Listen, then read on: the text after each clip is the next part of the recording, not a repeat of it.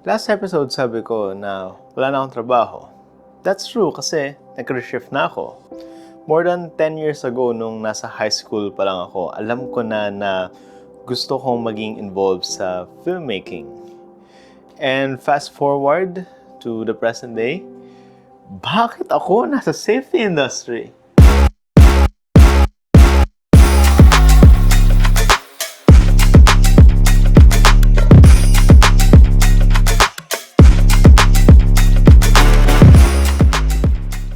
To make the long story short, ay company ito ng parents ko and nepo-hire ako. joke lang.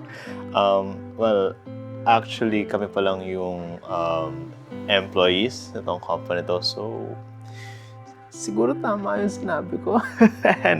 Anyway, saka ko na na-explain yan sa ibang video kasi baka confused kayo kasi, Miggy, kala ko ba filmmaking? Well, ang sagot ko dyan ay research, or rather, based sa research ko ay kapag gusto ko mag-start na isang filmmaking career, considering my situation and capabilities, ay kakailanganin ko ng isang day job or isang work na may regular na salary at kung saan unique enough yung ginagawa para makakuha ako ng inspirations para sa aking future projects. At itong work ko ngayon ay perfect para ron.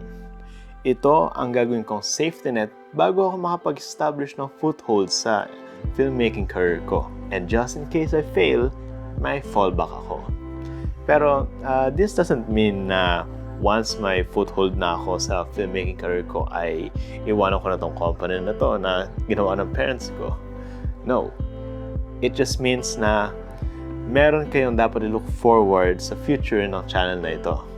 Kasi marami akong bagay na na-discover sa industry na to na feel ko hindi nyo pa na-realize na maaring maka-apekto rin sa inyo. Kaya abangan nyo yan next time. See you sa December!